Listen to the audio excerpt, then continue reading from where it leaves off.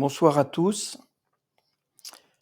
Donc, heureux de vous trouver et de vous retrouver pour la plupart pour cette, 3e conférence. On a eu la thérapie au chamanisme, première conférence, les pratiques chamaniques et maintenant l'astrologie chamanique. Donc, ça peut paraître curieux de considérer l'astrologie d'une façon, chamanique. On va essayer de comprendre et de voir pourquoi. Tout au long de cette conférence, vous pouvez poser des questions par le chat. Donc, elles me seront communiquées petit à petit.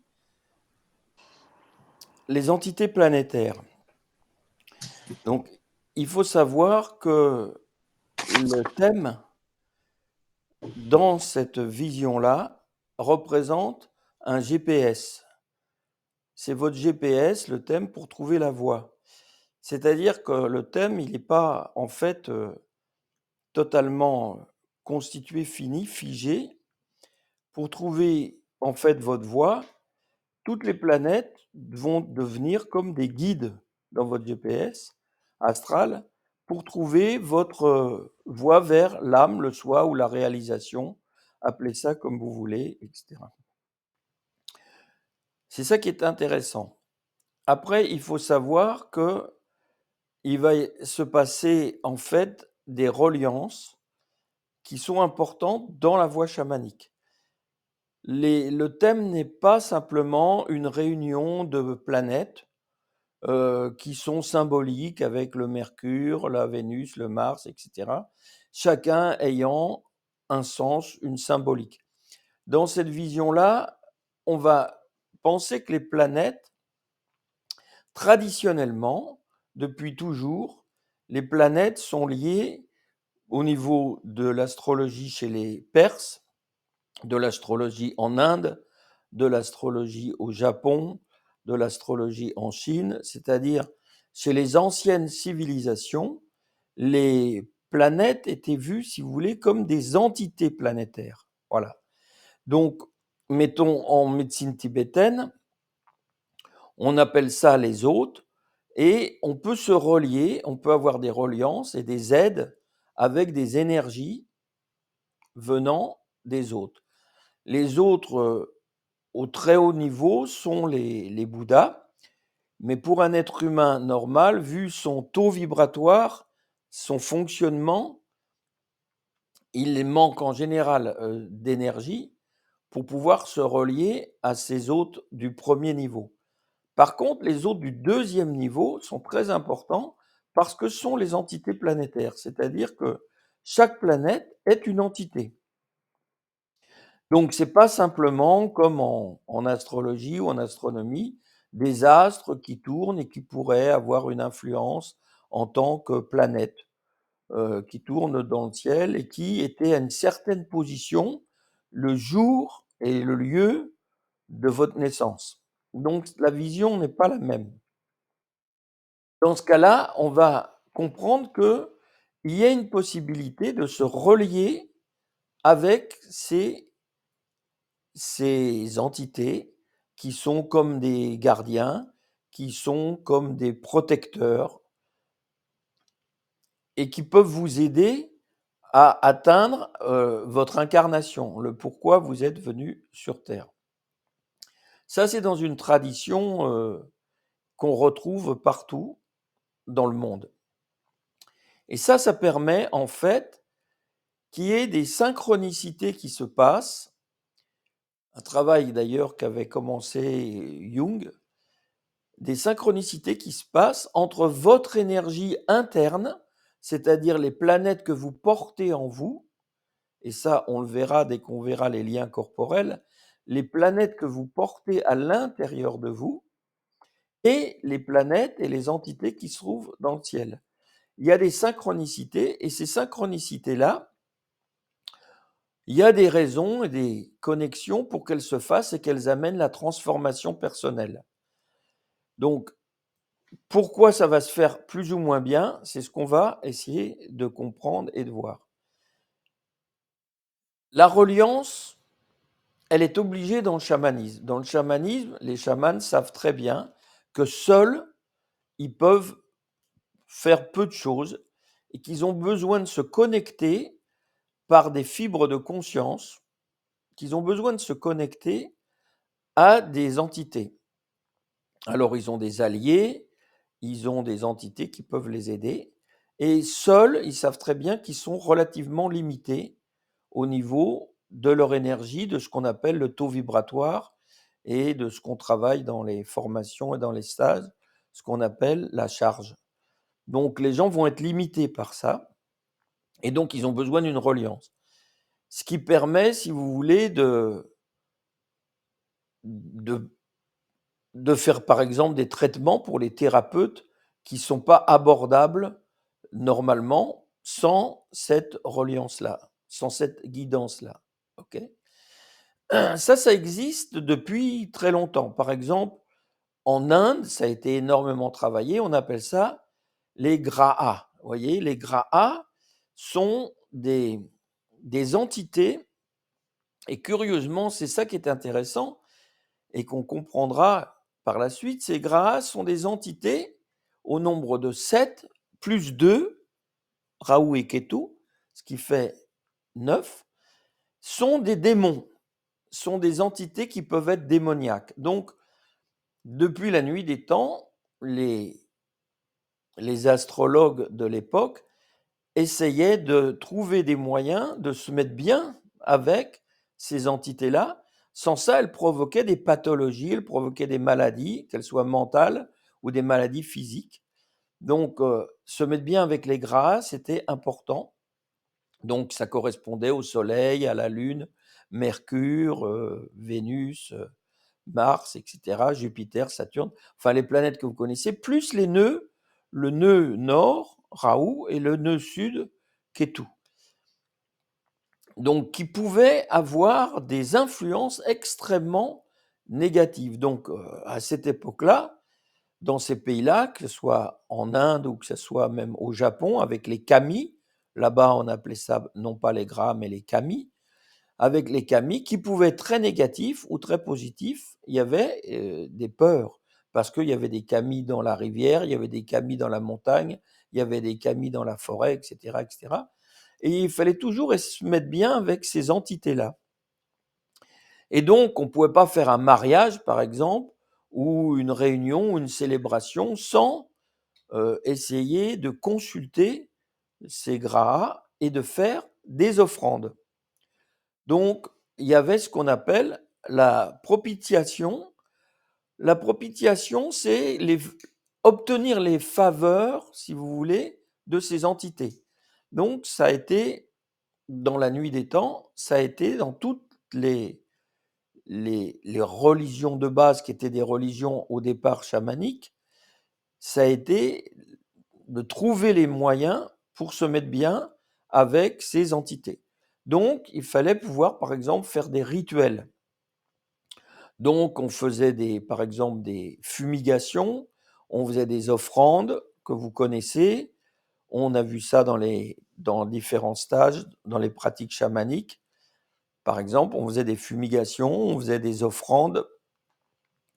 On faisait des offrandes aussi, comme on voit dans le bouddhisme. On avait les auspices de base, vous voyez, comme on met toujours une fleur qui représente la beauté intérieure et la possibilité à vous, au niveau de l'âme, de fleurir. Après, on mettait des encens qui représentaient l'esprit, c'est-à-dire la fumée qui monte au ciel, et puis la flamme. On mettait des bougies. On pouvait mettre aussi, pour nourrir les entités, on pouvait mettre des fruits, on pouvait mettre du lait ou de la crème, on pouvait mettre du riz, etc. Et on pouvait faire des statuettes, des dormas, on pouvait faire des statuettes pour créer ces rituels. L'important, c'est qu'on arrive à faire un pont pour créer cette synchronicité. Il fallait pouvoir faire un pont entre les gens sur Terre et les entités qui étaient sur un autre plan, qui n'étaient pas forcément dans le ciel, mais qui étaient dans un monde parallèle. Dans le chamanisme d'Amérique du Sud, on appelle ça le Nagual. En Chine, on va appeler ça le Jing. Donc il y a un monde parallèle dans lequel peuvent être les entités. Dans ce monde parallèle, il peut y avoir des entités qui sont très néfastes, dangereuses, et des entités qui peuvent être très bonnes. Il peut y avoir les Grahas, mais il peut y avoir les Kuei chez les Chinois, chez les taoïstes, qui peuvent avoir des influences extrêmement négatives, surtout sur la santé des gens au niveau physique, émotionnel ou mental. Donc il fallait trouver des moyens de faire des rituels avec des offrandes et la propitiation. Alors, on utilisait aussi la gémothérapie. À cette époque-là, en Inde et en Asie, on utilisait beaucoup la gémothérapie. Par contre, on savait très bien que, par exemple, pour se mettre bien, si dans le thème, les gens avaient du mal à se connecter à leur soleil, ben, ils devaient porter et acheter et porter du rubis.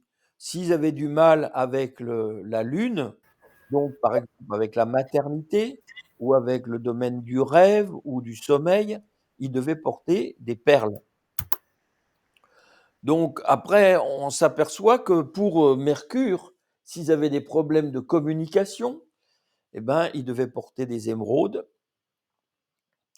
Donc pour chaque planète, il y avait comme ça une pierre. Donc pour Mars, on prenait de la cornaline ou bien on prenait du corail. Pour Vénus, on prenait les diamants et c'est resté comme une tradition, si vous voulez, qui n'est plus chamanique, mais qui est une tradition que dès que les gens font des fiançailles ou des mariages, ils offrent très souvent des solitaires ou des bagues avec des diamants, parce que c'est la planète qui est liée à Vénus, donc qui est liée au relationnel et qui est liée à l'état amoureux, à l'amour et à tout ce qui pourrait être affectif. Ensuite, pour Jupiter, c'était les topazes. Jupiter aimait beaucoup les topazes.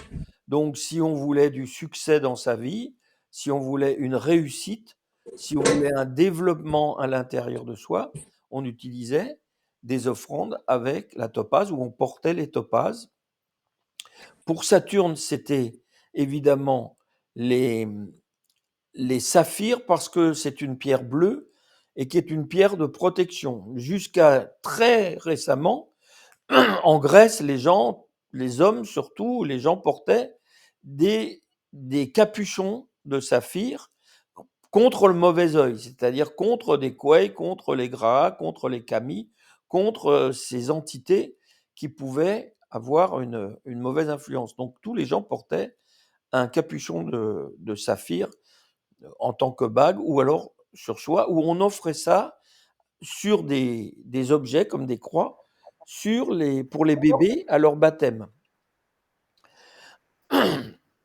Après, pour Raoult et Ketou, pour le nœud nord et le nœud sud, il y avait pour le nœud nord, on utilisait l'agate. Voilà. Et pour Ketou, pour le nœud sud, c'est-à-dire pour exploiter son potentiel, tout son potentiel, ou pour faire des offrandes par rapport aux ancêtres, ce qu'on appellerait la psychogénéalogie à l'heure actuelle, pour se mettre bien par rapport à l'énergie des ancêtres qui pouvaient perturber et venir et demander qu'on accomplisse ce qu'ils n'avaient pas pu accomplir dans leur vie, on demandait de porter l'œil de chat. Donc vous voyez, la gémothérapie était importante. En plus, les choses étaient bien faites. Les pierres étaient toujours taillées de façon conique. Et c'est resté, si vous voyez la taille à 58 facettes des diamants à l'heure actuelle, ou des pierres, vous verrez que très souvent, la pierre, elle est conique. Donc vous pouvez vous demander pourquoi. Parce qu'ils avaient observé au niveau chamanique, par une observation fine de la conscience, ils avaient observé que la partie supérieure de la pierre allait recevoir le maximum de vibrations venant de la planète et la partie qui était en contact avec la peau était conique, c'est-à-dire était extrêmement rétrécie. Et donc ça concentrait toute l'énergie qui venait du haut de la pierre et qui allait rentrer sur la peau, sur la personne. C'est pour ça que la taille des pierres était faite de cette façon-là. Vous voyez, il reste, si vous voulez, des habitudes chamaniques, Il en reste plein à l'heure actuelle, même dans l'Église à l'heure actuelle, il y a des gens qui font des offrandes en mangeant le corps du Christ, en buvant le sang du Christ. Mais ça, c'est des rituels extrêmement anciens et chamaniques qui viennent d'offrandes, si vous voulez. Après, pour cette reliance, il y avait beaucoup d'autres possibilités. Il y avait ce qu'on appelait en Inde les jantars. Les jantars, c'était des écrits, des écritures. En Chine, ça existait aussi. On avait tendance, si vous voulez, à faire des inscriptions, que ce soit des mantras, que ce soit des prières. On pouvait utiliser dans certains peuples animistes, on pouvait utiliser l'écriture automatique. On pouvait aussi utiliser les tatouages. Et donc, on utilisait ça, si vous voulez, pour fixer dans le corps. Parce que dans le chamanisme, le corps a une importance très, très, très élevée, puisque c'est le corps qui va faire le support, si vous voulez, à l'esprit. C'est-à-dire, on va spiritualiser la matière. On va faire que le non manifesté des planètes puisse rentrer dans le corps et le manifester. D'où les liens corporels.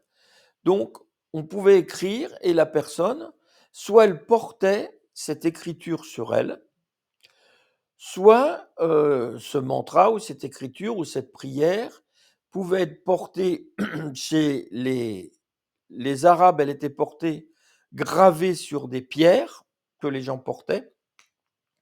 Elle pouvait être gravée sur de l'os ou sur de la corne. Donc à l'heure actuelle, il est possible de créer ce que vous appelleriez à l'heure actuelle des gris-gris ou des talismans, de créer, si vous voulez, des protections en gravant sur de la corne, par exemple, ou sur de la terre. On peut créer des poteries ou des statuettes en poterie et de les graver ou de les colorer. Et pendant que ce travail est fait, la personne se reliait constamment, pendant tout ce travail-là, la personne se reliait avec l'entité. Donc, elle pouvait, par exemple, craindre une certaine entité, un kami ou un gra ou un kwei. Elle pouvait craindre une entité qui correspondait à sa civilisation et à ses connaissances de l'époque, et le graver. Donc on pouvait faire des masques, et on pouvait graver dans un masque et inclure justement des liens avec l'entité. Donc ça pouvait être aussi des écritures en Chine avec des calligraphies qui pouvaient être bues, c'est-à-dire qu'on mettait dans du thé et les gens pouvaient le boire. Ou bien les gens le mettaient dans leur oreiller, voyez, et dormaient avec ça, ou bien ils le portaient. Il y a encore des gens, même en France, dans certains endroits, qui vont avoir des prières qui ont été faites. Ça existait beaucoup au temps des Celtes, par exemple, et des druides, et des prières qui étaient inscrites et que les gens portaient. Moi, j'avais eu des patientes, euh, quand je travaillais à domicile, il y a des patientes qui, dans leur soutif, avaient, avec l'épingle à nourrice, leur petite prière qui était cachée à cet endroit-là, des protections qu'elles mettaient sur le quatrième chakra ou sur le chakra mineur de la poitrine. Donc, vous voyez, ces reliances et ces rituels chamaniques, ils perdurent encore à l'heure actuelle. Après, il y avait aussi la possibilité de créer des statuettes qu'on mettait dans le jardin. Vous voyez, on pouvait les mettre dans la maison et donc on mettait une statue à tel endroit. Donc il fallait tester exactement à quel endroit on devait mettre la statue. Est-ce que c'était au nord, au sud, à l'est, à l'ouest ou dans les interdirections pour se relier. On sait très bien que, par exemple, chez les Indiens d'Amérique du Nord, les Amérindiens, on sait très bien que dans les interdirections entre nord, sud, est, ouest, etc., vous avez les Shulamadae, les Akalotae, etc., les Ochidae et les Kachinae. On sait très bien qu'il y a des entités qui existent là, qu'on peut représenter d'ailleurs par des poupées. On peut encore trouver des Kachinae, des petites poupées habillées avec des habits spécifiques selon le protecteur ou l'entité avec laquelle on veut se mettre bien ou qu'on veut avoir une protection ou dont on a peur de son action. Donc on peut créer des kachinaï comme ça. Donc ça peut être des objets en terre, en poterie, ça peut être des objets en corne, ça peut être des objets qui sont sculptés, voyez, dans de l'ivoire. J'ai par exemple des netsuke, j'ai une collection de netsuke qui sont au Japon, des sorcières qui sont sculptées dans de l'ivoire et que les gens portaient sur leur kimono comme des boutons, des protections. Donc il existe beaucoup de moyens. Après, quand on allait voir l'astrologue, à part les rituels, à part les pierres, ils pouvaient, donc les jantar, ils pouvaient faire des écritures, et puis ils pouvaient surtout aussi donner des conseils vis-à-vis du comportement. Alors c'est là que c'est un petit peu plus difficile parce qu'on s'aperçoit depuis à peu près 50 ans que je fais ça, que les comportements, les gens ne veulent pas les changer.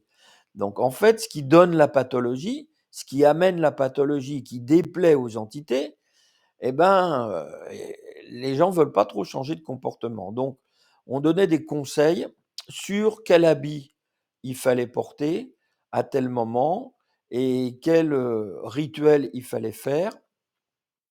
Et est-ce qu'on devait porter et créer pour la personne une amulette et que la personne porte cette amulette comme une protection? Et donc vous pouvez avoir des amulettes qui servent, si vous voulez, pour être relié à Vénus, pour être relié à Mars. Si vous avez des problèmes, dans votre, vie amoureuse, vous pouvez avoir une amulette pour, Vénus. Si vous ne savez pas comment faire dans votre vie ou ce qu'il faut faire, ou comment agir, eh ben, pour Mars, vous pouvez avoir une amulette, etc., etc. Donc, on pouvait créer des amulettes. Après, les chamans les construisaient, les fabriquaient, c'était des sorciers. À l'époque, ils étaient plus considérés comme des sorciers que comme des chamans, parce que la différence entre les deux est assez difficile à, à comprendre selon les pratiques et selon les intentions. Et puis, on pouvait se servir de ce qu'on m'a demandé de faire, ce que les entités m'ont demandé de construire, c'est-à-dire des abraxas. Donc, des abraxas, si vous voulez, c'est pas des amulettes qu'on porte, c'est pas des talismans pour une protection à l'extérieur qu'on met devant la maison. Il y a des gens qui ont des talismans qui sont autour de leur maison, etc., comme des protections, ou qui portent sur eux comme des objets. Les abraxas sont des amulettes servant à la divination. Donc on les fabrique. Moi, on m'a indiqué exactement chacune de ces abraxas, la représentation qu'il devait avoir. Et en fait, on comprend mieux comment ça se passe si on admet que tout ce que je vous dis ne vient que par un monde d'énergie. C'est-à-dire, si vous comprenez qu'il existe Mars en tant qu'énergie, Vénus en tant qu'énergie, et la Lune en tant qu'énergie, etc., que les planètes sont de l'énergie, vous comprenez facilement que on peut tester quelles sont l'énergie du moment comme un jeu d'énergie, quelles sont les énergies qui sont en train de se jouer dans la vie des gens. Donc en Chine, par exemple, on utilisait le I Ching, donc avec les baguettes d'argilé, on pouvait utiliser aussi des pièces. Dans certains pays, on utilise le kumalak, on utilise les lancements d'osselets d'os de mouton, si vous voulez. Et selon comment se pose l'os de mouton, ben on sait que ça veut dire que c'est un dromadaire, le chameau, la chèvre ou le mouton, selon la face de l'osselet. Et on peut faire donc de la divination, des prédictions avec ça. Bon, des fois, il y en a qui le font avec des crottes de chèvre, il y en a qui le font avec des coquillages. En Afrique, on utilise des fois des coquillages, voyez, pour faire ce qu'on appelle de la géomancie. Donc, on jette les coquillages sur le sol et la répartition des os, des petits osselets et des coquillages, eh ben, ça donne des indications. Si vous voulez, c'est la façon de faire ancestrale vis-à-vis du tarot ou vis-à-vis de façons qu'on pourrait faire qui sont beaucoup plus récentes maintenant dans notre civilisation. Mais il y avait des moyens comme ça de connaître et de faire de la divination. Donc moi, ils m'ont demandé de faire d'abord les planètes. j'ai cru que ça s'arrêterait aux planètes, donc ça a été difficile parce que ça m'a été demandé de le faire dans de la pierre, dans des galets, donc ça a été assez difficile de sculpter, de graver, si vous voulez, des représentations et de les faire rentrer dans les galets. L'avantage, c'est que quand on travaille avec la pierre, si vous voulez, quand on fait des sculptures, comme vous pouvez voir à l'île de Pâques ou ailleurs, au Machu Picchu ou ailleurs, ou bien en Égypte, vous verrez que la pierre, l'avantage, c'est que c'est très dur à travailler, mais si vous arrivez à vous connecter, à faire rentrer l'énergie dans la pierre, elle peut rester pendant des millénaires. Parce que la pierre est liée donc au minéral, au métal, qui permet de pénétrer la matière. Voyez, de la même façon qu'on met des aiguilles d'acupuncture dans le corps, on pénètre l'éthérique et le corps pour instaurer un message, une vibration énergétique à l'intérieur de la personne. Donc, le métal est un élément, une modalité extrêmement intéressante, importante, ne serait-ce que parce que le métal est le maître des pots et des coueils, donc de toutes les entités dont on parle, c'est le métal qui permet de se connecter, faire une reliance à ça. Ce qui fait que Saturne, qui est donc le maître du métal, a une importance fondamentale dans tout le travail. Parce que c'est un travail qui prend du temps, donc Saturne adore ce qui prend du temps. Ça demande des efforts, donc Saturne adore ce qui demande des efforts. Saturne adore ce qui se fait et qui demande de se connecter, de s'aligner avec le temps et l'espace en diminuant le temps, en concentrant le temps dans un espace donné. Donc ça, Saturne adore ça, si bien que Saturne va se trouver être la planète qui sera la dernière accessible pour la personne, puisque c'est elle qui met dans les planètes personnelles, qui met le plus de temps à être en orbite. Donc, c'est la planète qui est à la limite entre le visible et l'invisible, c'est-à-dire entre le collectif ou le surmoi, si vous voulez, ce qui dépasse l'ego, et tout ce qui est à l'intérieur de l'ego. Donc, c'est pour ça que c'est une frontière. Il représente la frontière, c'est pour ça qu'il protège autour de la maison. Si vous mettez à tel endroit et à tel moment une statuette, donc on pouvait calculer à quel moment Saturne dans votre thème était le mieux placé au niveau des aspects avec vos planètes et à quel moment dans le ciel il se trouvait à telle place. Dans le ciel, qu'est-ce qui était favorable au niveau de sa position dans le ciel et quel était ce qui était favorable pour la personne elle-même qui voulait le mettre autour de sa maison. Et puis, quel était le moment le plus favorable pour celui qui allait construire et fabriquer, par exemple, la statuette. Donc, vous voyez qu'il y a tout un travail chamanique qui est en fait extrêmement scientifique parce qu'on doit rassembler et faire se correspondre comme des roues dentées, si vous voulez, on doit faire correspondre le temps favorable pour la planète dans le ciel, le temps favorable pour la personne et le temps favorable pour celui qui fabrique. Donc, vous voyez, tout ça, ça a amené, si vous voulez, à des pratiques qui, par la suite, ont donné la spagyrie, c'est-à-dire comment fabriquer des remèdes qui ne sont pas simplement vibratoires, homéopathiques ou vibratoires, mais qui doivent être faits à un moment donné par rapport à la position des planètes. Là, si vous voulez, on quitte le chamanisme et on arrive au temps actuel, c'est-à-dire au siècle passé. Alors, comment ceci pouvait fonctionner? Ben, dans le chamanisme, le corps, je vous l'ai dit, est important. C'est-à-dire que les chamanismes, il n'existe pas un pouvoir possible qui ne soit pas dans le corps. C'est-à-dire tout ce qui est possible comme développement personnel ou comme pouvoir est à l'intérieur du corps. Une seconde.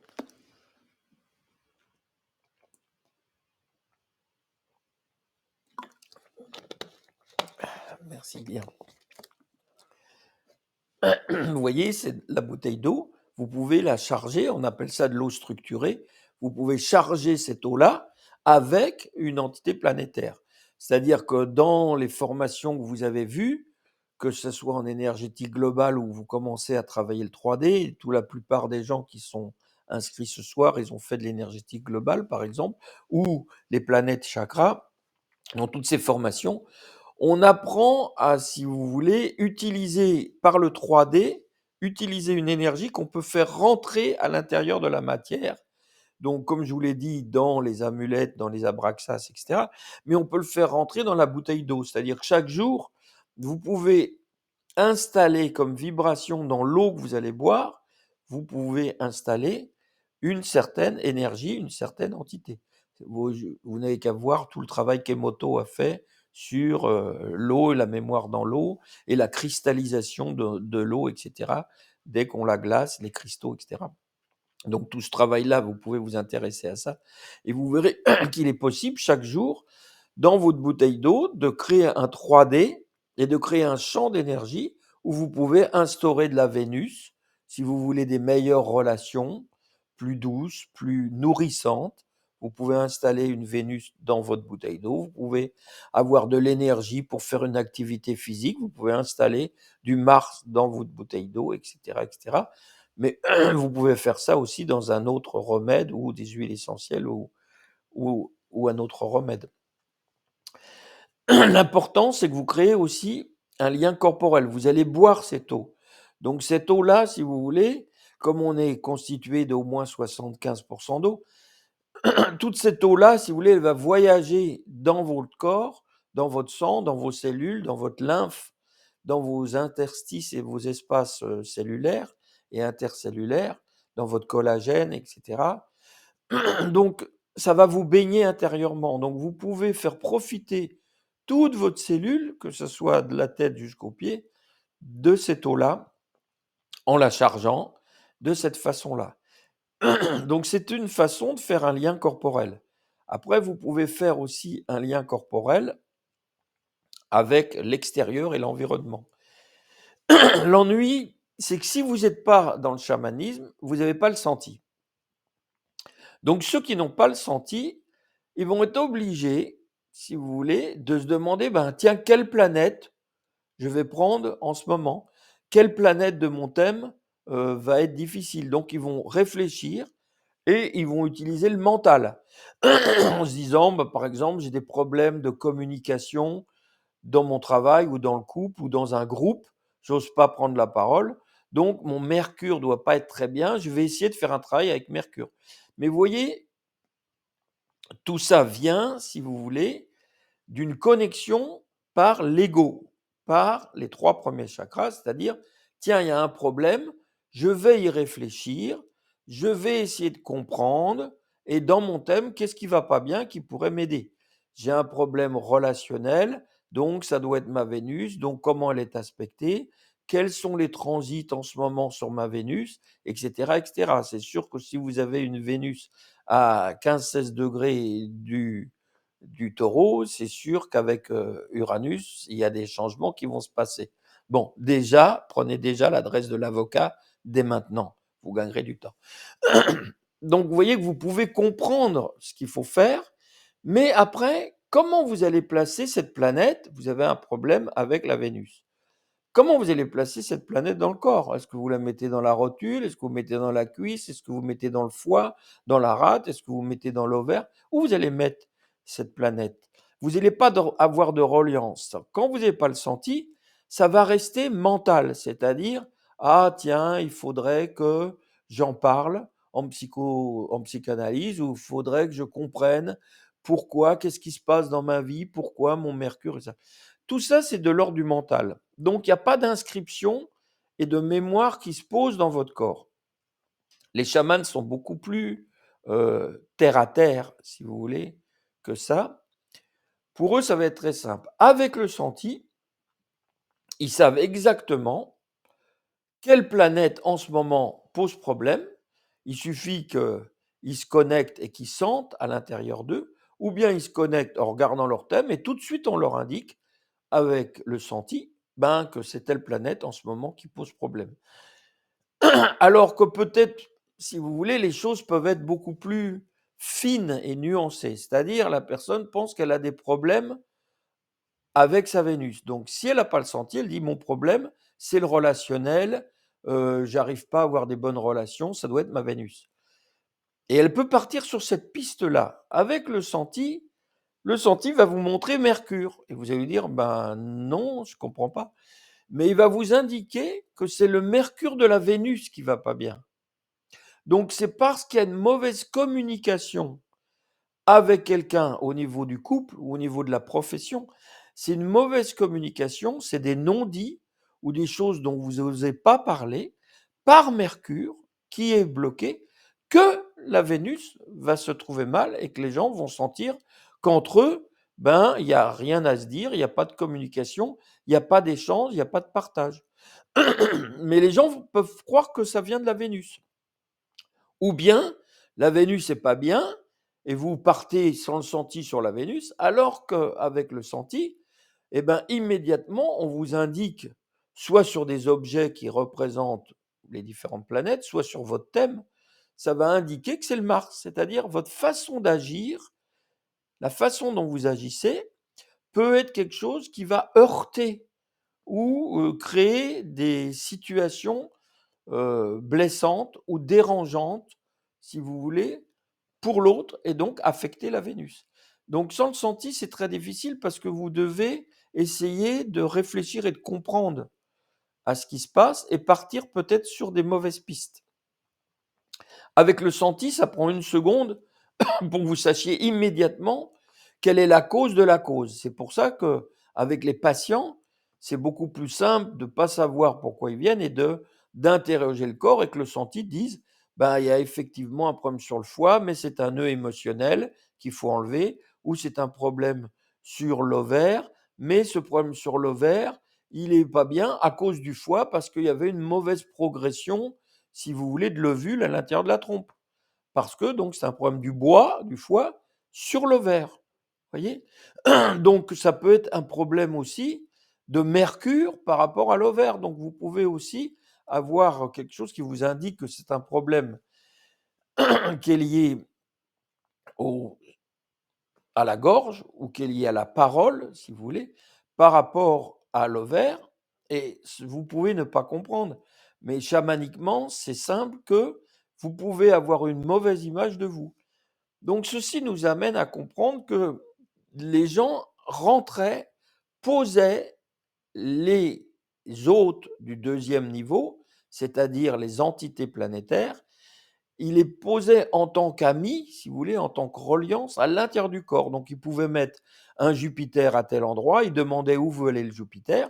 Donc ils prenaient le symbole de Jupiter concrètement ou en 3D, comme certains ont appris à le faire, et ils le voyaient où ils voulaient se poser à l'intérieur du corps, où voulait se poser la Vénus.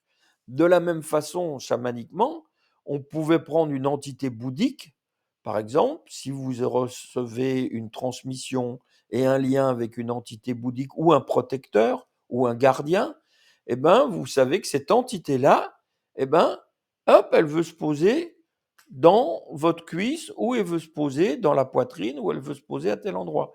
Ce qui fait qu'après, il suffit de toucher cet endroit-là pour réveiller l'entité et se connecter à l'entité. Ça fait gagner du temps énormément.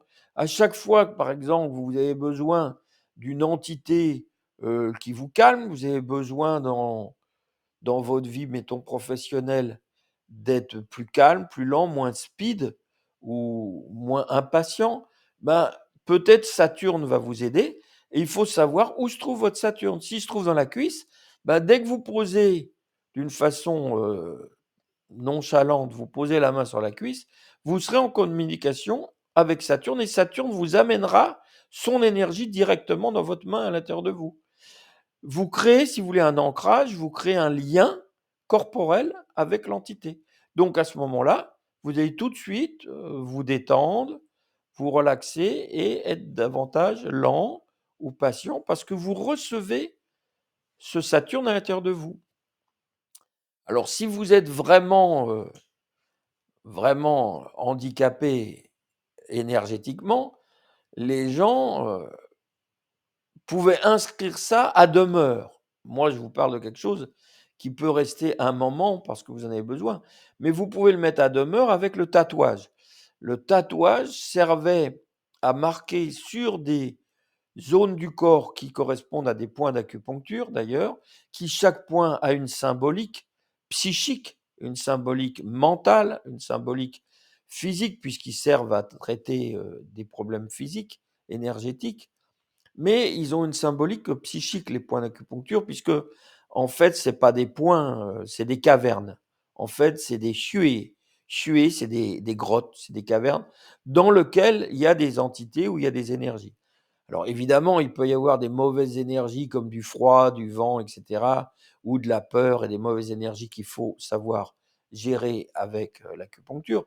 Mais vous pouvez installer des bonnes énergies dans des points d'acupuncture. Il y a beaucoup de points d'acupuncture qu'on voit dans les stages Qigpo. Dans ce stage-là, on voit que dans le corps humain, il y a beaucoup de méridiens qui contiennent des couailles, c'est-à-dire comme les grahas, comme les kami, des entités démoniaques qui ne pensent qu'à elles, c'est-à-dire des entités qui veulent vous ramener au plus bas niveau, au niveau de vos besoins égocentriques, de l'ego. Et donc qui vous empêchent une élévation au niveau conscience et au niveau spirituel. C'est-à-dire votre conscience va être limitée. Pourquoi? Parce que les gras, les camis, les coueilles mangent, dévorent la conscience et se nourrissent de ça. C'est-à-dire que par exemple, je vous donne un exemple, si vous pensez qu'à fumer ou qu'à boire, évidemment, votre conscience, si vous voulez, va être prisonnière par la dépendance au tabac, à l'alcool, au travail, à une drogue, à la famille ou à quelqu'un, cette dépendance-là atténue votre conscience.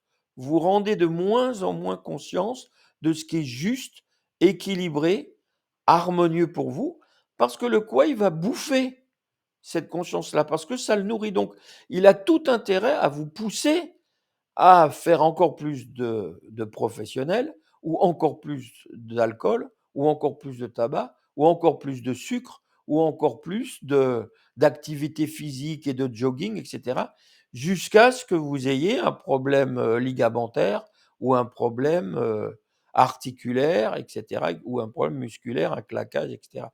C'est-à-dire le quoi, il vous poussera, si vous voulez, plus vous le nourrissez par la dépendance, plus il vous poussera dans quelque chose qui sera pathologique, mais qui absorbera votre chaîne, votre conscience.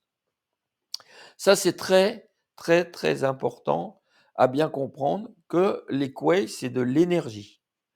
Donc, si vous les invitez, si vous en êtes dépendant, plus vous en êtes dépendant, plus ils mangent votre énergie.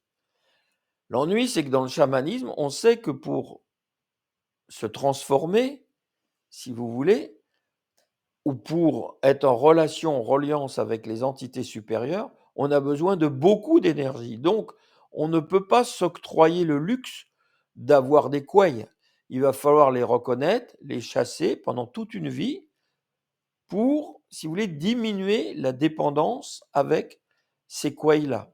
Et ce travail-là, qui est un travail de sobriété énergétique, d'équilibre énergétique, eh ben, ça s'appelle l'impeccabilité. L'impeccabilité n'est que ça, c'est-à-dire vous voulez être libre, donc vous voulez pas avoir de dépendance.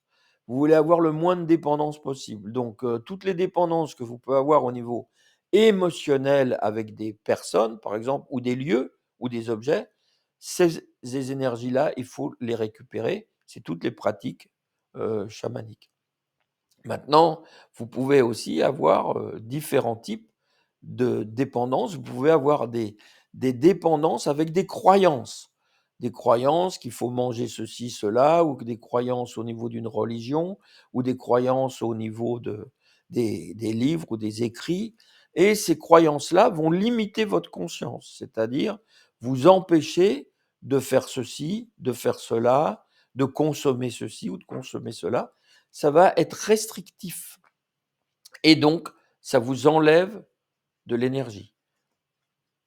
Et donc, de la conscience. Et donc, une transcendance, c'est-à-dire une capacité à vous dépasser, à vous transformer et aller vers les parties les plus nobles et les parties les plus élevées de vous-même. Donc le lien corporel est très important. Mais avec le senti, c'est facile parce que ça vous indique directement où veut s'installer dans votre corps l'entité, l'entité planétaire ou une entité bouddhique ou une autre entité dont vous avez besoin. Vous pouvez aussi parfois même créer des entités, sécréter en secret, sécréter des entités dont vous avez besoin. Mais il faut savoir où elles se situent en vous. Si c'est une intention extérieure qui plane autour de vous en orbite, ça ne va pas durer. Il faut un support pour que les choses, pour que l'intention s'incarne, perdure, il faut l'incorporer, il faut la faire rentrer dans le corps. Ça, c'est un travail chamanique que les astrologues ne font pas forcément. Les astrologues vont étudier simplement le thème et vous indiquer ce qui va bien dans votre thème et ce qui ne va pas bien et ce qui se passe en ce moment avec les transits. Il n'y a pas ce travail chamanique d'incorporation et de reliance et de lien du tout. Et c'est vraiment dommage parce que ils n'ont gardé que l'astrologie depuis le siècle des Lumières, si vous voulez, il y a 2-3 siècles. Ils ont gardé cette astrologie-là, qui en plus a été pourchassée et interdite, parce que vous savez que la science, plus la science s'est développée, les technologies et la science, moins les gens ont fait confiance à l'astrologie, et puis ils ont décrié de plus en plus l'astrologie. Donc c'est quelque chose qui s'éteint. Donc il n'en reste que quelque chose qui est très intellectuel comme pour l'acupuncture, qui reste très intellectuelle avec des protocoles et des lois et des règles qui ne correspondent pas aux besoins profonds de l'énergie de la personne que le senti et les techniques chamaniques vous donnent. Donc, quelle influence ça peut avoir sur vous? Les influences vont être extrêmement nombreuses. Et c'est là où on aborde l'ombre des planètes. Donc, si vous avez compris que les entités planétaires sont de l'énergie, et si vous avez compris qu'elles vivent à l'intérieur de vous, que votre Vénus est à l'intérieur de vous, de la même façon que vous avez le bois, feu, terre, métal, eau à l'intérieur de vous, de la même façon, vous avez votre Vénus, votre Lune, votre Soleil, etc. à l'intérieur de vous. Vous savez très bien que dans les chakras, dans chaque chakra, ceux qui ont fait les formations, vous savez très bien qu'il y a 6 niveaux chakriques dans chaque chakra et qu'on commence par le Saturne, le Jupiter, etc., le Mars, etc., qui correspondent au chakra, qui correspondent au niveau chakrique. Et donc, ça peut être le Mars, ça peut être la Vénus, le Mercure, le Soleil ou la Lune, qui dans votre chakra ne va pas bien. Donc, si vous ne savez pas quel est le niveau chakrique du chakra qui va pas bien, vous avez peu de chances de pouvoir faire évoluer votre chakra.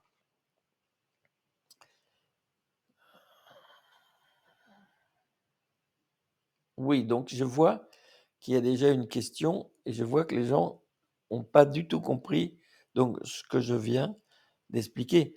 Bien sûr que les entités planétaires installées dans le corps, elles peuvent générer des quays, elles peuvent générer de l'ombre, puisque les entités planétaires, les planètes sont dans le corps. Si, comme je vous l'ai dit, on va reprendre, c'est pas grave. Si, comme je vous l'ai dit, vous avez une ombre dans votre Vénus,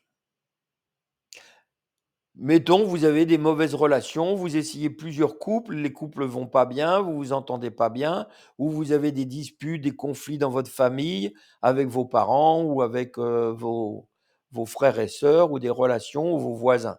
Si votre Vénus ne va pas bien, tout le monde relationnel ne va pas bien aller, et vous allez voir du mal à vous réjouir, à être heureux, à répondre à votre Vénus. Toutes les Vénus vont vouloir être bien, heureux, gai, joyeux, etc. Ça n'arrivera pas, parce que l'ombre de la planète, qu'est-ce qu'elle va faire? L'ombre va attirer, aimanter l'entité planétaire pour augmenter l'ombre. C'est-à-dire que si vous avez un quai, si vous avez une mauvaise tendance à l'intérieur de votre Vénus ou de votre Mars ou de votre Jupiter, eh ben, l'entité planétaire créant des synchronicités avec ce qui est à l'intérieur de vous, va amener de l'énergie sur ce qui est de l'ombre. Donc vous allez augmenter l'ombre de la planète par une relance. Donc au lieu d'avoir les bienfaits de votre Vénus et d'être bien heureux, au calme, confortable, joyeux, avec des amis et aimer les arbres, aimer les rochers, aimer les nuages, aimer les oiseaux, aimer les grenouilles, aimer tout ce qui se passe, eh ben non, vous ne serez pas là-dedans parce que l'ombre de la planète va être constamment alimentée par l'entité planétaire. De la même façon, pour comprendre ça, c'est très simple. Si vous avez peur des chiens, vous savez que les chiens vont vous aboyer dessus et vous mordre. Si vous avez peur des chevaux, ils risquent d'avoir un problème, etc. Donc vous comprenez bien que l'astral, c'est-à-dire la substance à l'intérieur de votre émotionnel, de votre astral, va, par la loi d'attraction et de répulsion, soit attirer, soit repousser les choses. L'astral ne peut agir qu'en attraction ou répulsion. Donc, c'est comme un aimant. Soit ça repousse, soit ça attire. Donc, en fait, au lieu, vous allez aimanter la mauvaise part, vous allez augmenter une énergie qui est normalement bonne, mais qui augmente la mauvaise part qui est à l'intérieur de vous. D'où l'intérêt chamanique de traquer, de faire ce qu'on appelle l'impeccabilité et de traquer ces travers qui consomment de l'énergie. Parce que si vous enlevez la mauvaise part de votre Vénus ou de votre Mars, eh ben, vous pourrez après aimanter que de l'énergie sur la bonne part. Et donc, vous saurez toujours quoi faire au bon moment ou dans vos relations, eh ben, elles seront ce qu'elles sont. C'est-à-dire, si les gens à l'extérieur se comporte de telle ou telle façon, ça ne fait rien à l'intérieur de votre Vénus. Votre Vénus ne veut pas être touchée par ça. Parce que s'il y a de l'ombre dans votre Vénus, elle va vouloir ne vivre que par l'interaction mimétique avec l'autre. C'est-à-dire votre Vénus, si elle a de l'ombre, elle ne sera reconnue et vous la vivrez que parce que les gens vous renvoient, vous envoient. C'est-à-dire le regard des autres, eh ben, ça va alimenter votre Vénus. C'est-à-dire que vous serez dans une quête constante, si vous voulez, de mendicité affective, et vous serez dans une quête constante du regard de l'autre et de faire que l'autre, eh ben, vous apporte une énergie qui vous manque. Parce qu'à l'intérieur de vous, vous savez très bien que cette ombre-là, à l'intérieur de vous, eh ben, elle consomme de l'énergie. Puisqu'elle est encoyée, elle consomme de l'énergie. Donc ça, il faut bien le comprendre. Donc vous avez intérêt, si vous voulez, à remonter le niveau de chacune de vos planètes, de votre Mars, si vous ne savez pas comment agir. Si dans la vie, vous ne savez pas s'il faut déménager, s'il faut changer de métier, si vous êtes kiné, vous ne savez pas si vous devez être ostéo, si vous devez demander davantage, s'il faut changer de lieu de cabinet. Si vous ne savez pas comment agir dans votre vie, eh ben c'est sûr que vous allez augmenter l'ombre du Mars. Et vous aurez que des difficultés et les choses ne se passeront pas bien. Donc ça fonctionne déjà bien pour les premières planètes, c'est-à-dire si vous connaissez pas votre besoin de votre Lune, si vous confondez vos désirs et vos besoins, vous confondez votre Vénus avec votre Lune, c'est sûr que là, il va y avoir un ambroglio et des quiproquos terribles parce que vous allez créer des désirs que vous ne pourrez pas assouvir et vous aurez des besoins que vous ne pourrez pas assouvir non plus. Donc là, vous allez être vraiment mal à l'intérieur de vous. De la même façon, comme Vénus, elle va correspondre avec votre rate, vous aurez des problèmes peut-être alimentaires. Donc ça peut entraîner des anorexies, ça peut entraîner des prises de poids, etc. Ça peut entraîner des problèmes digestifs, des problèmes de muqueuse, etc. Uniquement à cause de votre Vénus et de votre rate. De la même façon, vous pouvez avoir des problèmes avec le Saturne. Il est quasi obligatoire, puisque Saturne représente l'ombre, il est quasi obligatoire dans un thème et à l'intérieur des gens que votre Saturne présente des problèmes, puisque c'est lui qui incarne le pot, les pots, les tendances perverses qui sont à l'intérieur, inscrites à l'intérieur de chaque personne, si vous voulez, et le pot permet d'installer des nœuds à chaque mois de grossesse à l'intérieur des gens. Donc il est certain que le Saturne va être la représentation de vos difficultés, de votre ombre et de vos peurs et de vos craintes, etc., etc., et du manque de confiance en soi, etc., etc. Mais comme je vous l'ai dit, ce Saturne, c'est le premier niveau de chaque chakra. Donc vous pouvez fermer un chakra avec, si votre Saturne ne va pas bien, il va fermer le premier chakra ou le deuxième chakra ou le troisième ou le quatrième ou le cinquième ou le sixième chakra, selon ce que vous faites. Donc vous avez tout intérêt à bien vivre le Saturne et à créer une bonne reliance avec l'entité planétaire de Saturne pour pas qu'il bloque et qu'il ferme ou qu'il ralentisse la rotation du chakra. C'est pour ça que Saturne, comme il correspond au premier chakra, c'est pour ça que la plupart des gens, ben, dès qu'ils peuvent se mettre à marcher à quatre pattes ou à se mettre debout, eh ben, ils vont essayer d'utiliser l'énergie saturnienne au niveau physique tout de suite. Voyez. Et puis après, ils vont être confrontés à cette énergie saturnienne avec les règles. On va leur dire non, on va leur dire que c'est possible, on va leur dire que c'est pas possible, on va leur dire que c'est interdit. Et donc, ils vont se confronter petit à petit en grandissant avec les capacités physiques ou les difficultés au niveau physique, et après avec les règles, les lois et les interdits, et les difficultés après au niveau astral, avec les contrariétés et tous les conflits qu'ils peuvent vivre entre ce qu'ils voudraient obtenir, construire, fabriquer dans la vie avec Saturne, édifier avec Saturne, et que ça se passe pas comme ils voudraient. Donc ça peut être dans le domaine après relationnel ou professionnel ou autre avec Saturne. Saturne peut toucher. Donc on a intérêt à travailler avec Saturne.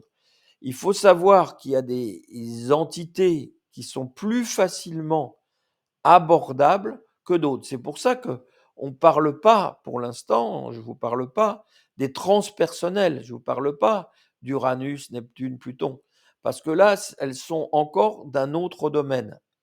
C'est pas qu'elles ne vont pas agir, mais elles vont agir d'une façon encore plus inconsciente. C'est-à-dire, vous pouvez avoir des problèmes relationnels et pas savoir pourquoi.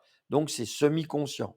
Bah, vous vous en rendez bien compte, mais vous ne savez pas tellement pourquoi. Et vous pouvez le nier en disant que non, vous n'avez pas de problème émotionnel ou relationnel. Vous pouvez être extrêmement agressif et dire non, non, mais je ne suis pas agressif du tout, c'est pas vrai, etc. Donc, ça peut être semi-conscient.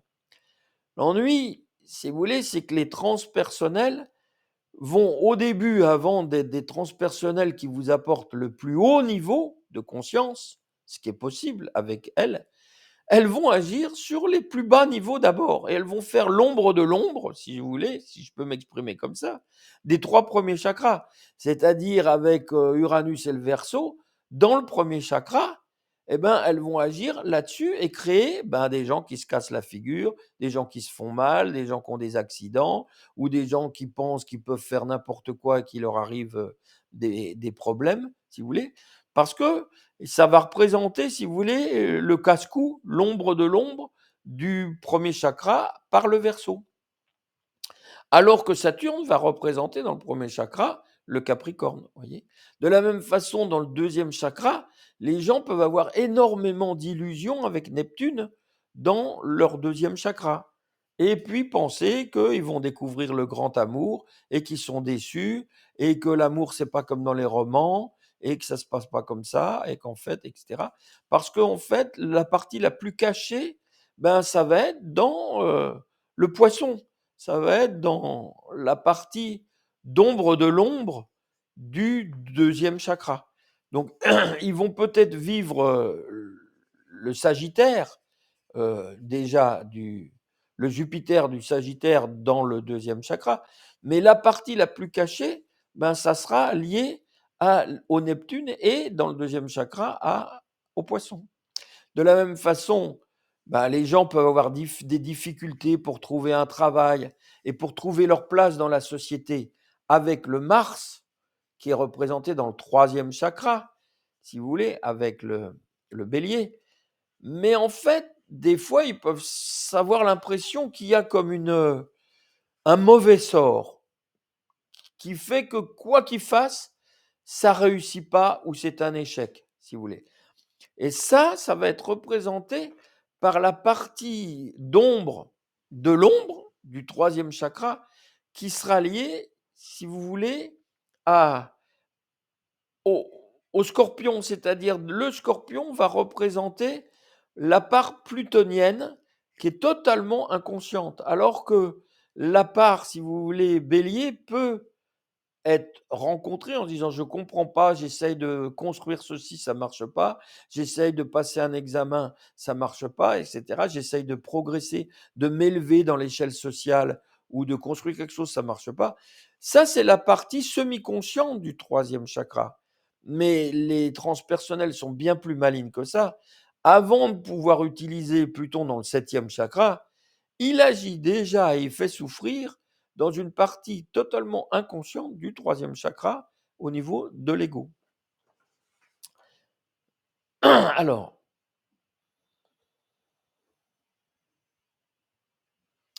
donc je ne peux pas vous décrire, si vous voulez, là c'est l'astrologie chamanique, donc je ne peux pas vous faire, par exemple, un cours ou une description de chaque planète, etc. Parce que ça fait partie de l'astrologie de base. Vous trouvez sur YouTube, vous trouvez des dizaines de vidéos très intéressantes que vous pouvez trouver sur l'astrologie de base, l'interprétation du thème. Donc il y a une question là-dessus, mais là je ne peux pas rentrer sur ce que c'est. Mais déjà, vous pouvez bien comprendre que la Lune, c'est par exemple vos besoins. Votre Soleil, c'est votre capacité à briller, à avoir de l'énergie, de la vitalité. Si vous n'êtes pas en relation avec cette entité-là, avec votre Soleil, eh ben, vous aurez beaucoup de mal à être reconnu et à briller. Et c'est pour ça que comme il est très difficile d'avoir l'énergie de son soleil, vu que c'est la dernière partie de chaque chakra, c'est le soleil et la lune, les luminaires. Donc comme c'est la partie la plus difficile, c'est votre identité profonde, eh ben, ce que les gens font, c'est qu'ils utilisent le Jupiter à la place du soleil. C'est-à-dire que beaucoup de gens vont briller et vouloir être reconnus pensant qu'ils ont un soleil, alors qu'en fait, ils utilisent les opportunités et la notoriété et le succès pour croire qu'ils existent. Ça peut, vous voyez, il y a beaucoup de gens qui peuvent avoir, qui vont projeter ça. C'est-à-dire, par exemple, il y a des gens, je vous donne un exemple comme ça, mais tout à fait au hasard, hein, il y a des gens qui vont projeter leur Jupiter sur une équipe de foot, par exemple. Voyez? Ou un joueur de foot et qui vont penser qu'ils ont gagné un match, alors qu'ils n'ont rien fait que gesticuler devant une télé.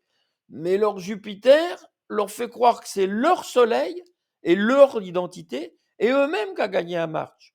Et ils se réjouissent de ce qu'a gagné et ils vont s'identifier à un joueur fétiche, mais ça peut être un chanteur, ça peut être une star de cinéma. Ils vont s'identifier à la personne, c'est-à-dire tout ce qui ne vivent pas à l'intérieur d'eux, tout ce qui est pris par de l'ombre, tout ce qui est dévoré par les couailles à l'intérieur d'eux, sera de l'ombre et ils ne peuvent pas en être conscients puisque c'est inconscient et de l'ombre.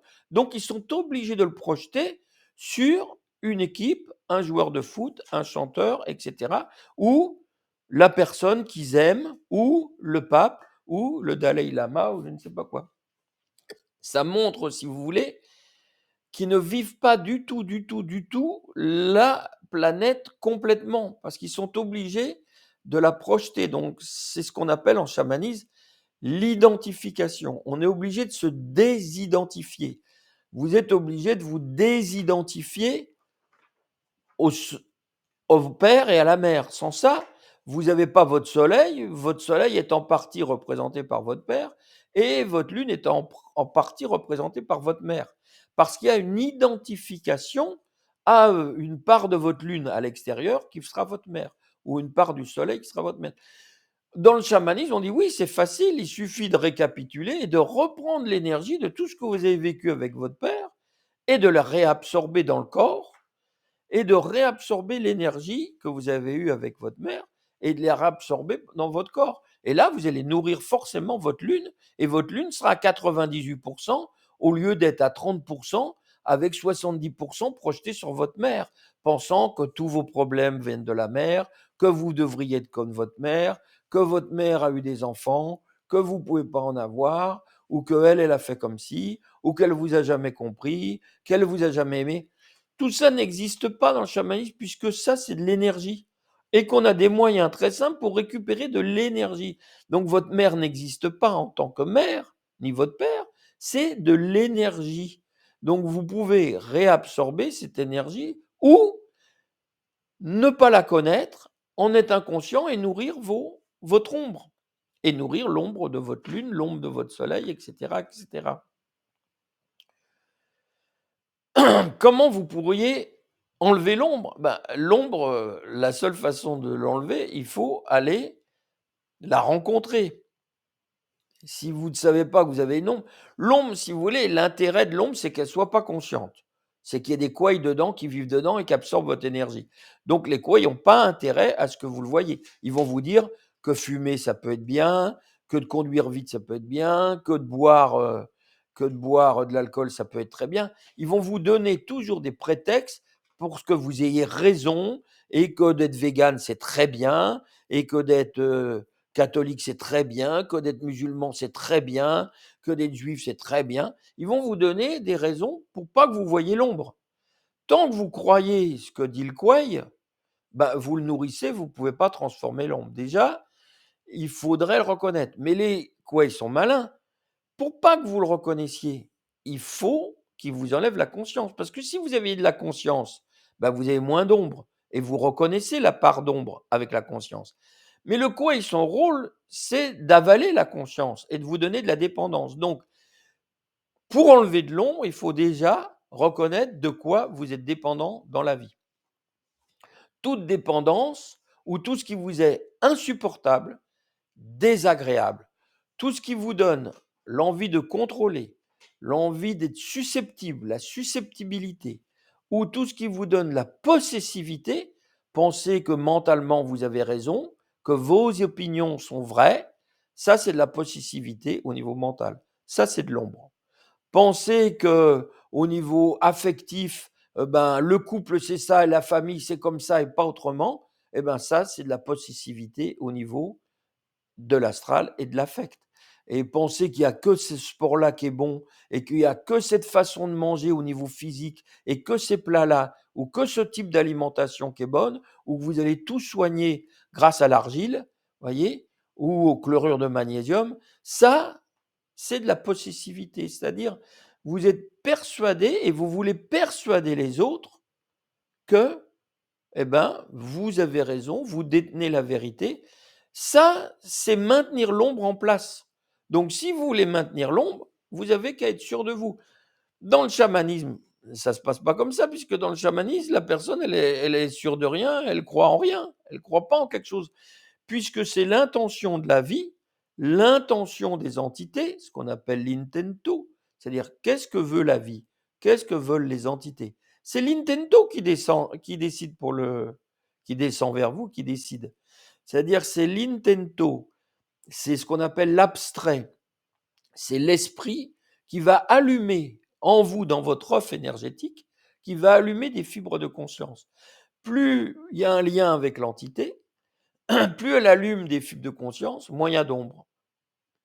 Et donc, vous ne pouvez plus nourrir l'ombre et plus avoir dépendance. Donc, vous n'êtes pas pour manger de la viande ou pour manger de la salade ou pour aller à la mer ou pour aller à la montagne ou pour être en couple ou pour être seul. Non, il n'y a pas de croyance, c'est des énergies. Donc, si les entités, si la vie vous dit qu'il faut être seul pendant un moment, vous êtes seul pendant un moment. Si la vie vous dit qu'il faut expérimenter une vie à deux, vous faites à deux. Si elle dit qu'il faut expérimenter à trois, vous faites à trois. Vous diminuez la part d'ego qui contient beaucoup d'ombre dans les 3 premiers chakras, vous diminuez cette part de vouloir prendre les choses en main et vous acceptez que la vie vous enseigne. C'est tout le gros travail qu'avait proposé et qu'avait amené Louis Sanza, c'est-à-dire apprendre à apprendre, c'est-à-dire être enseigné par la vie. Voyez, ça c'est un travail chamanique. Là, vous êtes enseigné par qu'est-ce que veut votre thème? Qu'est-ce que veut votre Mars? Qu'est-ce que veut votre Vénus? Si votre Vénus veut la solitude ou veut le divorce ou une séparation, vous vivez très bien la séparation. Il n'y a rien de mieux que d'être indépendant. Donc, vous pouvez vivre avec beaucoup de bien-être et d'équilibre la séparation, comme vous pouvez faire la même chose avec la rencontre avec quelqu'un qui peut vous apporter, vous nourrir énormément, vous apporter énormément de choses. Tout ça, c'est une question d'énergie. C'est-à-dire, si l'épinard vous rend malade, arrêtez de manger de l'épinard. Voilà, c'est tout, c'est pas plus compliqué que ça.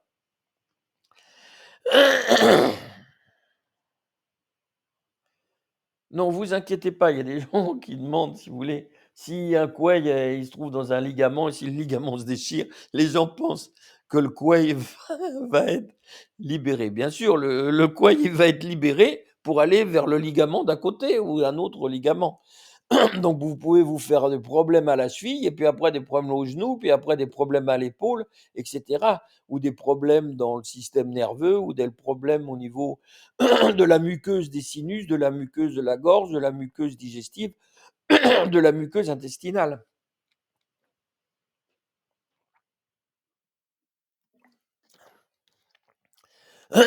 Donc le couet, il va pas s'échapper comme ça. Le couet, c'est très simple.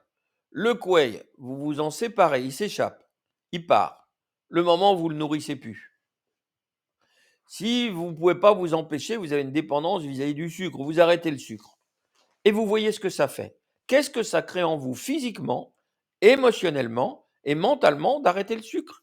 Quel est le combat, quel est le défi que vous vous mettez si vous avez une dépendance au sucre, vous arrêtez le sucre? Et donc, tout ce qui va se passer quand vous arrêtez le tabac, le sucre, ou l'alcool, ou le travail, ou l'activité physique, ou le lien affectif, quand vous arrêtez ça, qu'est-ce qui va se passer? C'est-à-dire, est-ce que ça fait monter de la colère? Est-ce que ça fait monter de l'angoisse? Est-ce que vous avez de la tristesse? Et là, vous acceptez de le vivre comme un défi. C'est des parts de vous-même. Au lieu qu'elles soient cachées, que vous vous en rendiez pas compte, ben là, vous les aidez à monter à la surface. Si vous avez des techniques, ce qu'on essaye d'enseigner dans tous les stages à la collégiale, c'est-à-dire, ben, quelles sont les techniques qu'on peut utiliser pour gérer tout ça? Bon, ben, si vous avez des techniques, vous trouvez le moyen le plus adapté pour vous, soit les gens vous conseillent en testant au senti et vont vous conseiller, soit si vous avez suffisamment de senti, vous testez quelle sera la technique la plus adaptée. Est-ce que ça sera une respiration? Est-ce que ça sera une posture physique? Est-ce que ce sera, je sais pas moi, un qigong, une posture de yoga? Est-ce que ça sera une huile essentielle? On n'en sait rien, on ne peut pas savoir ce qui va marcher pour vous. Pour chaque personne, à chaque moment, il peut y avoir quelque chose. Seul le senti, c'est-à-dire le lien que des gens ont construit déjà avec des entités, peut vous aider. Les chamans, ils servent à ça. C'est déjà des gens qui, eux, il n'y en a pas beaucoup, parce que ça demande un énorme travail, c'est des gens qui, eux, ont créé le lien par beaucoup de souffrance et beaucoup de sacrifices et beaucoup d'arrêts de dépendance et de travail sur leur ombre. Ils ont créé ce lien. Et leur but, ben, il n'y en a qu'un, c'est pas que ça leur plaise ou que ça leur déplaît. C'est-à-dire que c'est pas qu'ils veulent le faire ou qu'ils veulent pas. On s'en fiche. Ils ont cette fonction de le faire. Ils ont cette capacité de lien par le senti, de lien avec l'intento, de lien avec l'esprit, et ils sont obligés, sur cette terre, de faire ce travail-là. Bien sûr, ils n'aiment pas ça. Bien sûr, peut-être ça les saoule au bout d'un moment de faire ça, mais ils n'ont pas le choix. Donc les gens qui veulent faire ce travail-là et qui aimeraient faire ce travail-là, déjà on sait qu'il y a une ombre. Parce que qu'est-ce qui les pousse, si ce n'est leur ego, de vouloir faire ça? Par exemple, vous voulez communiquer avec les animaux, d'accord? C'est bien, mais qu'est-ce qui vous pousse à vouloir communiquer avec les animaux? Eh ben, c'est l'ego, c'est l'orgueil, c'est que vous allez en tirer quelque chose, un bénéfice, soit pour une réjouissance personnelle, soit parce qu'aux yeux des autres, vous allez pouvoir briller en ayant du pouvoir. Donc, il y a une arnaque du pouvoir qui contient de l'ombre, et le pouvoir va nourrir votre ombre. Voyez, donc il faut, si vous voulez, que les choses viennent d'ailleurs, d'un autre monde, d'un monde parallèle, du Nagual. Et c'est ce monde-là qui vous fait une demande. Et vous, eh ben, si vous n'y accédez pas, vous pouvez avoir des problèmes. Il y a des gens qui ont refusé, et je connais des chamans qui ont refusé ça en Russie, en Mongolie ou dans d'autres pays, des chamans que j'ai pu rencontrer en Amérique, que j'ai pu rencontrer ailleurs. et j'en ai rencontré aussi aux Philippines, j'en ai rencontré un peu partout. S'ils refusent, en général, ils ont des très, très gros problèmes, dans leur vie. Voilà, jusqu'à la mort. Donc voilà, vous acceptez ou vous acceptez pas, c'est votre choix. Si votre ego refuse, eh ben, vous voulez la vie de tout le monde, vous aurez la vie de tout le monde, mais vous risquez d'avoir dans votre vie pas mal de déboires. Il y en a qui ont essayé, ils ont eu des problèmes. Une autre question?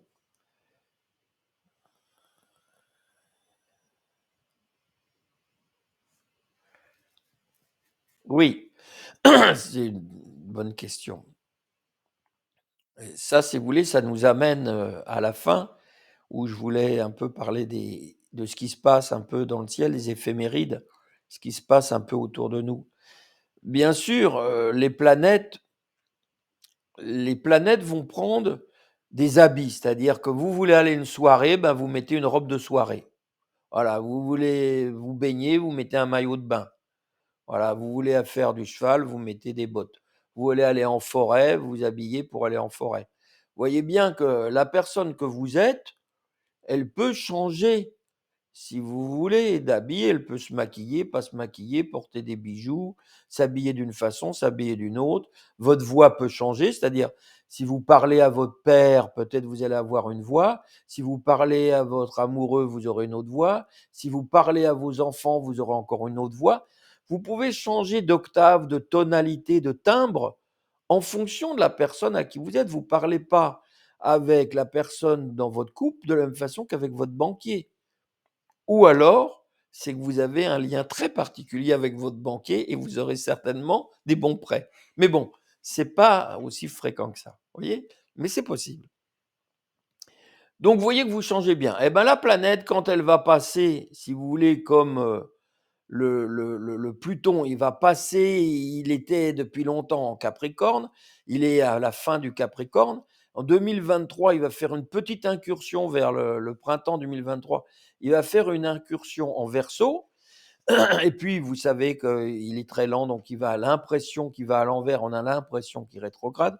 Et puis, si vous voulez, en 2024, il sera cette fois-ci en Verseau, pour de bon.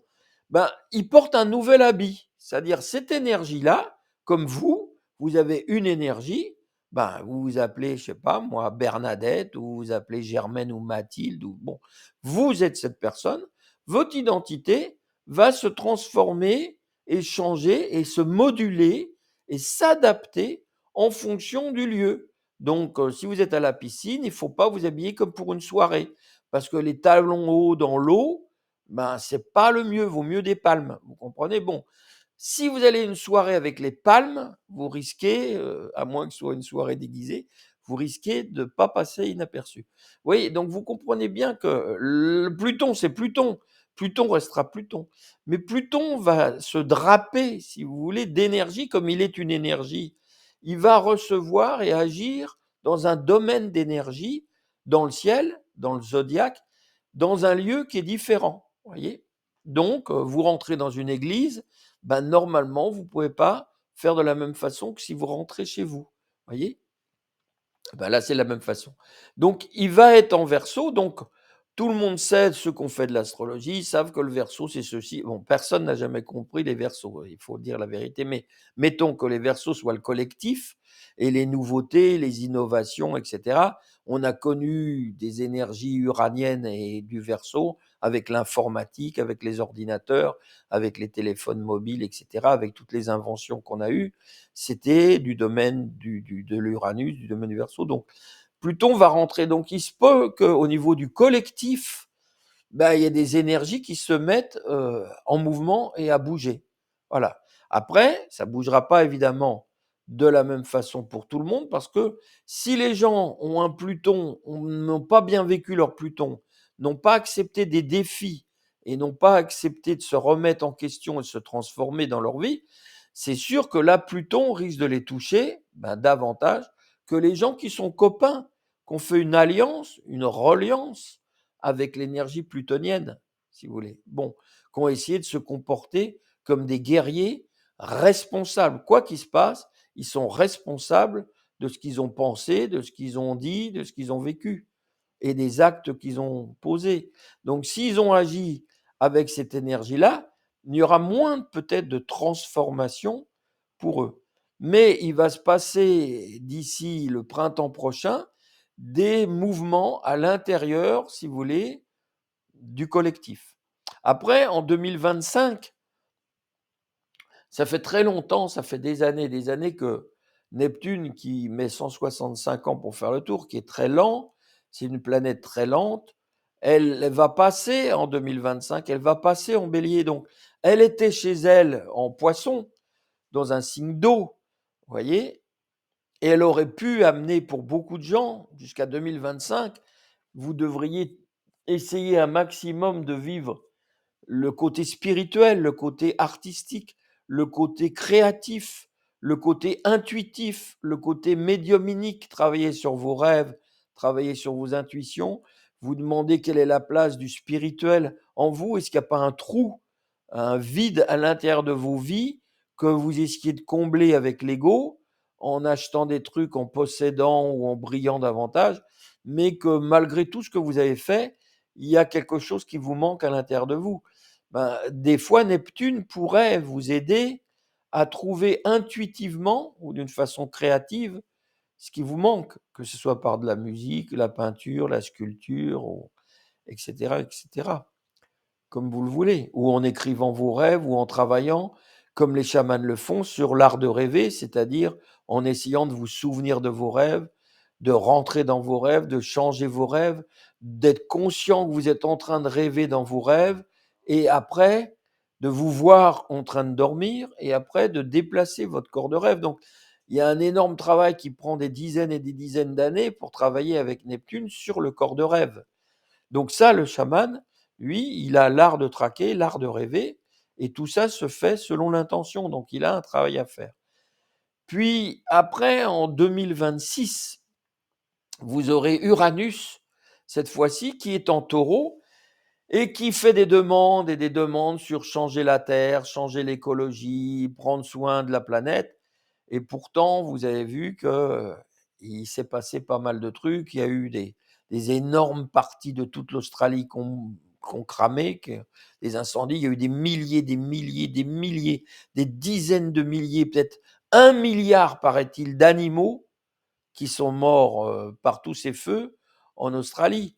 Bon, que ce soit peut-être des insectes, des koalas ou des kangourous ou autre chose, si vous voulez. Donc il y a eu, si vous voulez, un carnage qui s'est fait, qui peut être aussi un rituel et une offrande pour des entités. Aussi, c'est possible. Mais il y a eu des incendies, il y a eu peut-être des inondations, etc. Avec Uranus, il faut s'attendre, il peut y avoir aussi des tempêtes, etc., etc. Et il voulait qu'on prenne soin de la terre. Les gens ont beau se réunir, faire des manifestations, mais la conscience euh, mercurienne n'a rien à voir entre le mental qui sait qu'il y a quelque chose à faire et qui voudrait faire quelque chose. Et l'Uranus, il y a un saut quantique entre les deux. Donc, Uranus, il sait qu'il y a des transformations qui doivent se faire et que la Terre va le montrer. Donc, jusqu'en 2026, il se peut que la Terre montre, et Uranus en taureau montre à quel point, oui, il va se passer des choses, ce qu'on appelle comme des séismes ou des crises climatiques, etc., qui vont se passer. D'un autre côté, ce qui aiderait le plus, c'est que ce soit que les gens à l'intérieur d'eux changent. Parce qu'il y a beaucoup de gens qui ne font rien de leur ombre et de leur ego à l'intérieur d'eux et veulent changer la planète et changer l'écologie et le réchauffement climatique. Donc, c'est des gens qui sont sous pression, qui ont des maladies inflammatoires. Tout le monde a des maladies en HIT, des maladies qui a du feu, des arthrites, des sinusites et des maladies de l'immunité, des maladies au niveau viral, etc. Donc il y a des crises d'inflammation avec des fièvres, avec des pathologies, et ça crée beaucoup de feu à l'intérieur des gens. Voyez. Donc il est possible aussi que ça crée des désordres et beaucoup de pression, et que les gens devraient changer intérieurement sur cette pression et cette excitation et cette possessivité qui crée du feu, si vous voulez, ou la susceptibilité qui crée du feu, qui crée de la colère et de la haine. Si vous voulez, il faudrait que ça soit travaillé intérieurement au lieu de vouloir ne pas s'en occuper, garder cette ombre, nourrir les couailles et vouloir changer la planète à l'extérieur, ce qui est vraiment une grande hypocrisie.